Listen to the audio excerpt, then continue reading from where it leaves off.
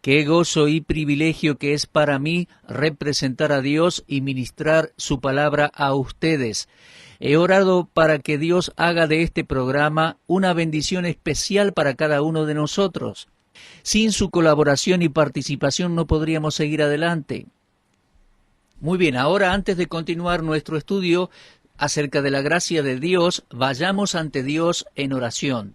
Dios y Padre, te damos gracias en esta oportunidad por poder ministrar tu palabra, estudiar de tu persona y comunicar tu palabra a nuestra audiencia.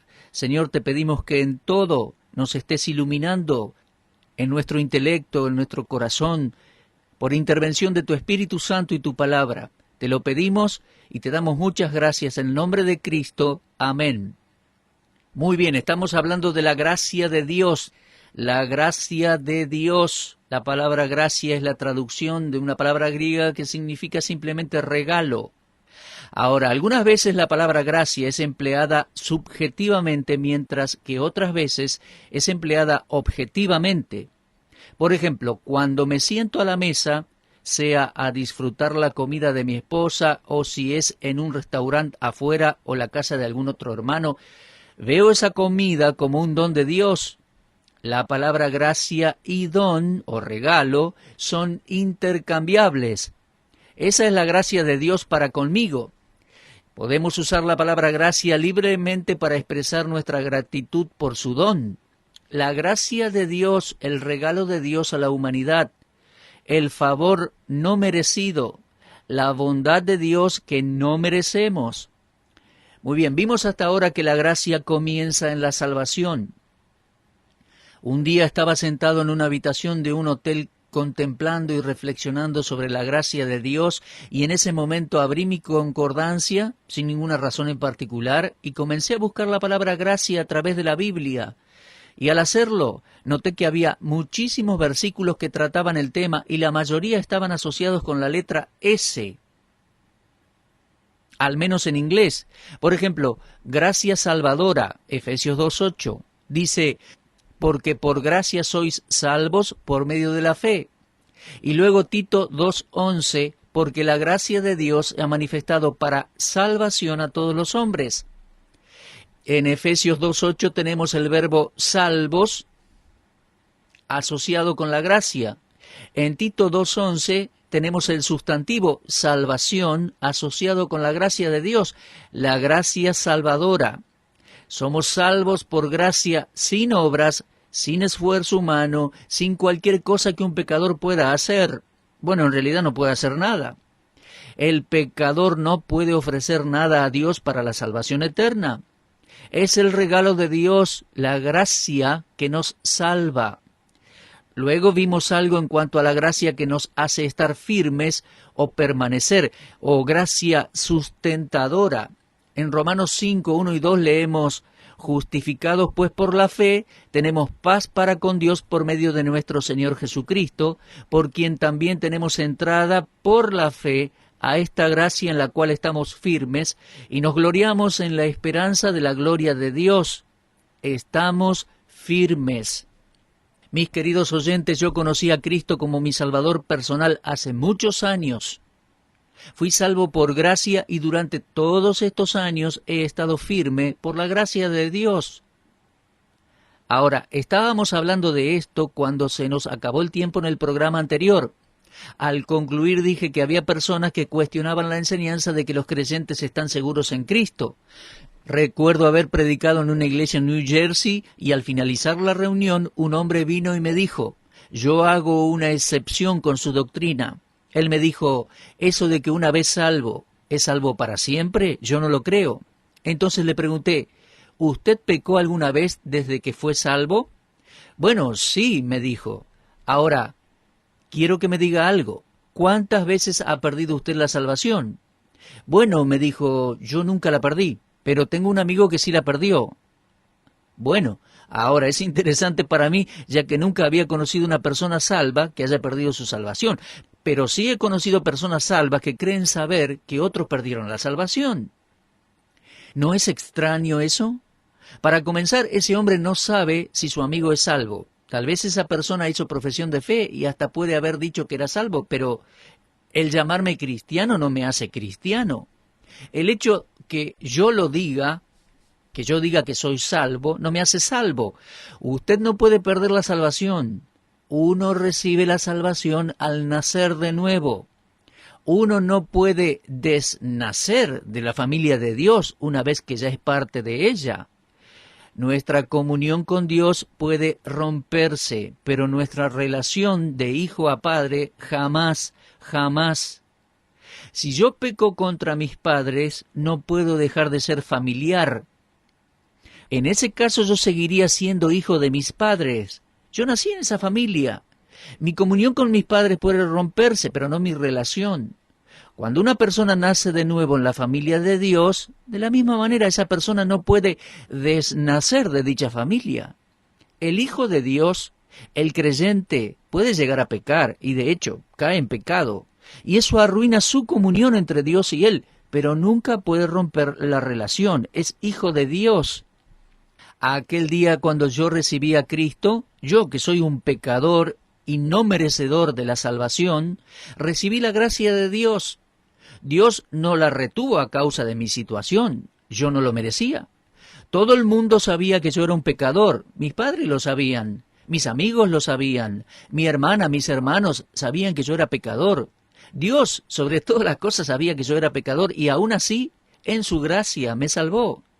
Él me justificó en los méritos de Cristo, mi sustituto, quien murió en mi lugar en la cruz. Y como yo no podía salvarme a mí mismo, sería ridículo asumir que podemos mantenernos a salvo o mantener nuestra salvación por nuestra cuenta. Yo no puedo mantener mi salvación ni salvarme a mí mismo. La gracia de Dios es la que lo hace. Ahora, están esas personas que, muchas veces de un corazón sincero, dicen que el creyente no puede tener seguridad por gracia, basándose en Gálatas 5, versículo 4. Ese hombre que me enfrentó en aquella iglesia me preguntó, ¿cree usted que un creyente puede caer de la gracia? Bueno, le dije, depende de lo que usted quiera decir con caer de la gracia. Bueno, me dijo, quiero decir que si usted cree que un creyente puede perder la salvación. Y yo le dije, no, definitivamente no. Nunca conocí a un creyente verdadero que haya perdido su salvación. Y él me dijo, bueno, la Biblia dice que uno puede caer de la gracia. Y yo le dije, ¿dónde dice eso en la Biblia? Bueno, me dijo, no sé bien, pero está ahí. Le pregunté, ¿no tiene una idea si está en el Antiguo o en el Nuevo Testamento? No, la verdad que no, me dijo. Así que le dije, bueno, mire, yo sé dónde está ese pasaje. Está en Gálatas capítulo 5. Abra su Biblia en Gálatas 5 y permítame leerle unos versículos. Pablo escribió por inspiración, «Estad pues firmes en la libertad con que Cristo nos hizo libres y no estéis otra vez sujetos al yugo de esclavitud». Ahora, ¿sabe usted cuál es ese yugo de esclavitud al cual Pablo se refería? Él estaba escribiendo a creyentes, cristianos en la provincia de Galacia, en las iglesias de Galacia, y les dijo, «Estad pues firmes en la libertad y no os estéis otra vez bajo yugo de esclavitud». Ahora, muchos de estos creyentes eran judíos convertidos y estaban regresando a las costumbres judaicas, al legalismo, y los judaizantes le dijeron a estos cristianos en Galacia que estaba bien creer en Jesús, pero que no podían dejar de lado la ley de Moisés. En otras palabras, ellos decían, está bien confiar en Cristo, pero es Cristo y la ley. Entonces Pablo en el versículo 2 les dice, «He aquí yo, Pablo, os digo que si os circuncidáis, de nada os aprovechará Cristo». ¿Lo ve? La circuncisión era un rito de la ley, un rito judío, y no tenía nada que ver con los gentiles. En el versículo 3 dice, «Y otra vez testifico a todo hombre que se circuncida, que está obligado a guardar toda la ley». Ahora entonces podemos ver cuál era el problema. Los legalistas intentaban persuadir a los cristianos en Galacia para que guardaran la ley de Moisés. Entonces Pablo les dice en el versículo 4 que si hacían eso se desligaban de Cristo. Los que por la ley os justificáis, dice, de la gracia habéis caído. Ahora, Pablo no estaba hablando de salvación acá, sino de una deficiencia doctrinal.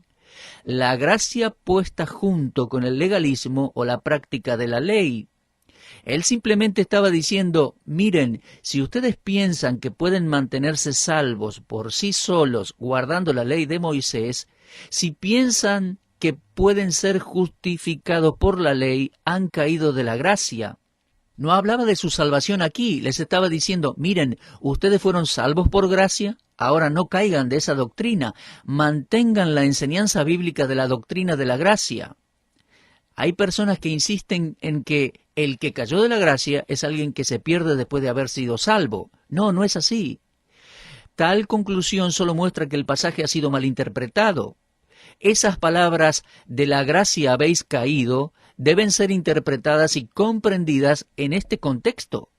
Cuando se estudia el contexto de Gálatas 5, se verá que lo que está en cuestión no es la salvación, sino que se refiere al crecimiento espiritual de creyentes. El mismo sentido están las palabras de Cristo os desligasteis. La palabra griega que significa dejar sin efecto se emplea para cualquier retraso en el crecimiento. El sujeto son los creyentes allí en Gálatas. Ellos estaban relacionados con Cristo por medio de la gracia, pero se estaban poniendo bajo la ley, con su sistema de méritos, perjudicando así el crecimiento en la gracia y en el conocimiento del Señor Jesucristo. En 2 de Pedro 3:18, Pedro exhorta en cuanto a esto. Él dice, antes bien, creced en la gracia y en el conocimiento de nuestro Señor y Salvador Jesucristo. La idea principal de Gálatas 5:4 es que ellos eran salvos por gracia, la única manera que un pecador puede salvarse. Pero ellos estaban tratando de justificar a sí mismos por el sistema de mérito de la ley, y mientras ellos intentaban mantener su salvación por la ley, estaban perdiendo todos los beneficios de la gracia, los beneficios de la relación con Cristo. El Señor Jesús debe ser todo o nada para un hombre o una mujer. Cualquier lealtad dividida entre Cristo y la ley va a impedir el crecimiento del creyente en la gracia. Y todos los creyentes que tienen esta lealtad dividida han caído de la gracia. No quiere decir que perdieron su salvación. Simplemente quiere decir que estaban esforzándose bajo el sistema legalista y no estaban creciendo en la gracia. Y si uno no está creciendo en la gracia, está cayendo, por decirlo de una manera.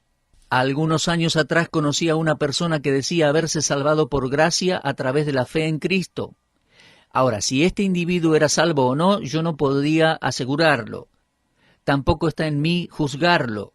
Solo Dios puede determinar eso, y permítanme decir, mis amigos, que no somos nadie para mandar a personas al cielo o al infierno. Nosotros no sabemos quién es salvo y quién no lo es. Judas era la cizaña en medio del trigo, y cuando el Señor dijo en la última cena, uno de vosotros me traicionará, los otros discípulos no sabían de quién se trataba. Todos comenzaron a decir, ¿seré yo? Y Pedro dijo, ¿seré yo? Jacobo dijo, ¿seré yo? Juan dijo, ¿seré yo? Era Judas, pero ellos no sabían quién era la cizaña, no se habían dado cuenta. En la parábola del trigo y la cizaña de Mateo 13 encontramos algo similar. Un hombre sembró una buena semilla en el campo, sembró el trigo y después el enemigo vino y sembró cizaña y los siervos le dijeron a su amo, ¿quiere que vayamos y arranquemos la cizaña? No, dijo el amo, esa es una imitación muy astuta. La cizaña se parece tanto al trigo que destruirán parte del trigo. ¿Se da cuenta? El diablo planta sus imitaciones entre los verdaderos hijos de Dios. Hay muchos individuos que dicen ser cristianos y nunca nacieron de nuevo. Y muchas veces, mis amigos, me pregunto, ¿cuántos miembros de iglesias ya bautizados han nacido de nuevo? Amigos, uno puede estar en una iglesia y fuera del cuerpo de Cristo. Uno puede haber pasado por las aguas del bautismo y estar fuera de Cristo. Uno puede cantar en el coro y estar fuera de Cristo. Uno puede estar en la escuela dominical y sin Cristo. El nuevo nacimiento es esencial y este viene por la gracia de Dios al pecador. Entonces, yo no podía decir si ese hombre a cual me refería recién era salvo o no. En un momento oportuno en nuestra conversación, intenté testificarle, contarle cómo Cristo me salvó. Ese hombre me interrumpió con una pregunta. ¿Usted guarda el día de reposo? Y yo le respondí, ¿a qué se refiere con día de reposo? Después de chisporrotear un poco, me dijo que se refería al cuarto mandamiento. Acuérdate del día de reposo para santificarlo. Entonces pasé a preguntarle por qué escogió ese mandamiento como estilo de vida e ignoró los otros 9, mostrándole los siguientes versículos de la palabra de Dios. Por ejemplo, Santiago 2:10, cualquiera que guardare toda la ley, pero ofendiera en un punto, se hace culpable de todos. Y Juan 1:17, la ley por medio de Moisés fue dada, pero la gracia y la verdad vinieron por medio de Jesucristo. Y Romanos 10:4, el fin de la ley es Cristo para justicia a todo aquel que cree. Ahora, voy a asumir, con el propósito de esta ilustración, que este hombre era salvo. Si lo era o no, no lo sé, ya se lo dije, pero voy a asumir que sí lo era. Y todos sabemos que si era salvo, era por la gracia de Dios y no por esfuerzo propio. Entonces, si era salvo, como los Gálatas, había caído de la gracia. Al ponerse bajo la ley, él no podía crecer en la gracia y en el conocimiento del Señor Jesucristo. Él decía haber confiado en Cristo, pero Cristo ya no tenía efecto para él. Él había caído en el error de los Gálatas, y Pablo dijo, «Oh, Gálatas insensatos, ¿quién os fascinó para no obedecer a la verdad? A vosotros, ante cuyos ojos Jesucristo ya ha sido presentado claramente entre vosotros como crucificado. Esto solo quiero saber de vosotros, ¿recibisteis el Espíritu por las obras de la ley o por el oír con fe? ¿Tan necios sois? Habiendo comenzado por el Espíritu, ¿ahora vais a acabar por la carne?» Lo leí allí en Gálatas 3, versículos 1 al 3. Cualquier forma de error en el Evangelio de la gracia de Dios va a dejar al pecador incompleto e inseguro. Pero el Evangelio de la pura gracia trae vida y libertad de la pena judicial y de la práctica del pecado. Por eso leemos en Gálatas 5:1, «Estad pues firmes en la libertad con que Cristo nos hizo libres, y no estéis otra vez sujetos al yugo de esclavitud». Hay algunos versículos interesantes que nos hablan de la gracia o que tienen palabras que comienzan con S. En la epístola de Pablo a los Colosenses es uno de los famosos 3:16 de la Biblia. Leemos allí, «La palabra de Cristo more en abundancia en vosotros, enseñándonos y exhortándoos unos a otros en toda sabiduría, cantando con gracia en vuestros corazones al Señor con salmos e himnos y cánticos espirituales». Cantando con gracia. En inglés el verbo cantar es con S y estamos aquí traduciendo. Ahora, ¿a qué se refiere con cantar con gracia? Bueno, permítame ilustrarle esto. Recuerdo cuando comencé mi pastorado que había una familia en la cual el padre era alcohólico. Él y su esposa tenían un hijo de 10 años. La mujer venía a la iglesia con el muchacho, pero su esposo nunca vino a la iglesia. Cuando él se emborrachaba, se transformaba en una persona muy difícil de tratar. Un día, bajo la influencia del alcohol, golpeó a su hijo hasta matarlo. Recibí una llamada de la funeraria en la cual el dueño me dijo, «¿Conoce usted a esta señora?» «Sí», le dije. «¿Vino a la iglesia el domingo con su hijo?» Entonces me dijo, «Bueno, su marido mató a golpes al muchacho y lo van a arrestar. Ella quiere saber si usted puede hablar en el funeral». Bueno, desde ya que fui y hablé en el funeral. Enterramos el cuerpo del muchacho y algunos de los hermanos de la iglesia que estaban presentes prepararon comida para los familiares que habían venido desde la distancia.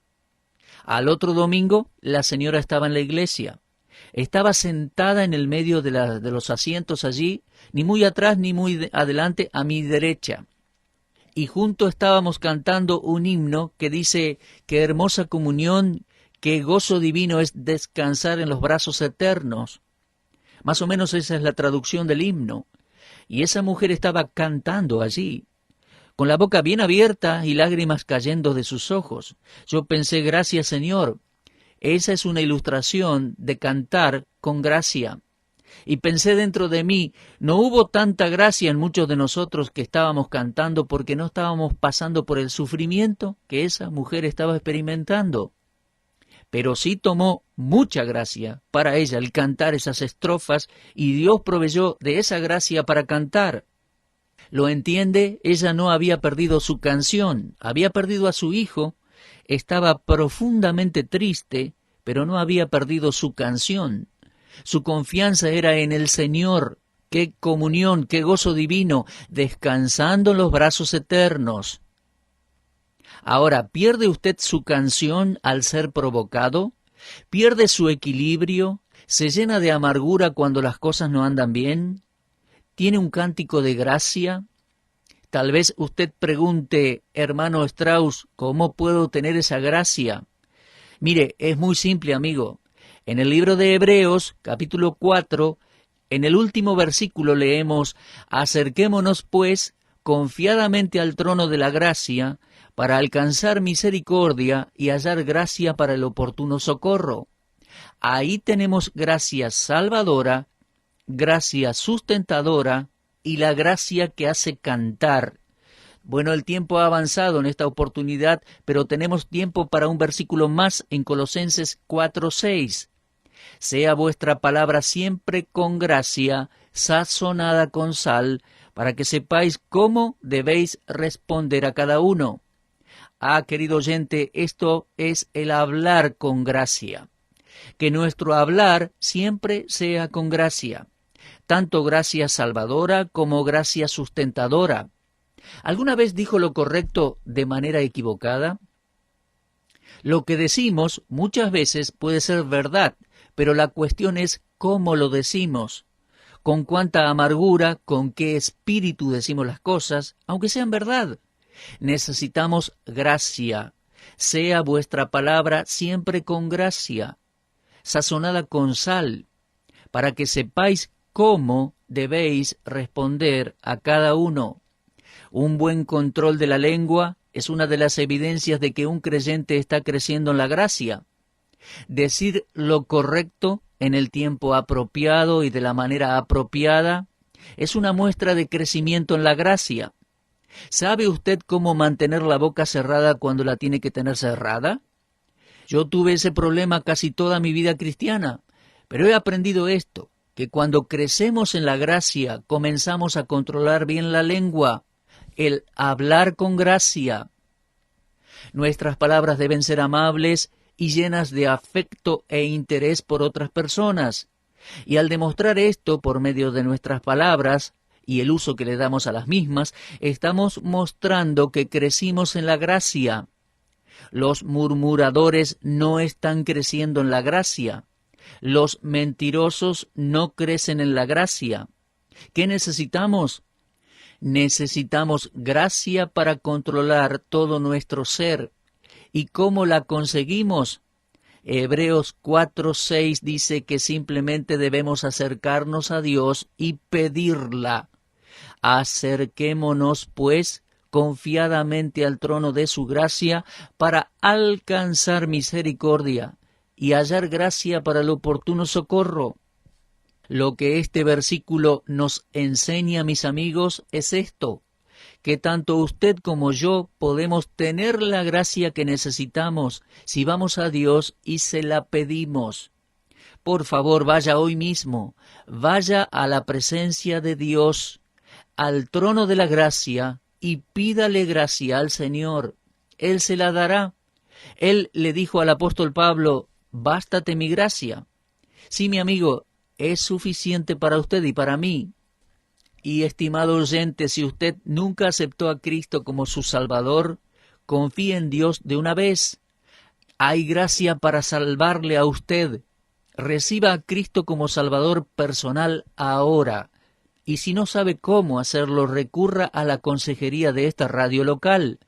Y, por otro lado, mi querido hermano y hermana, si usted está pasando por tiempos difíciles, por alguna tormenta, por aguas turbulentas, tribulaciones, en la intimidad de su cuarto, venga ante el trono de la gracia de Dios.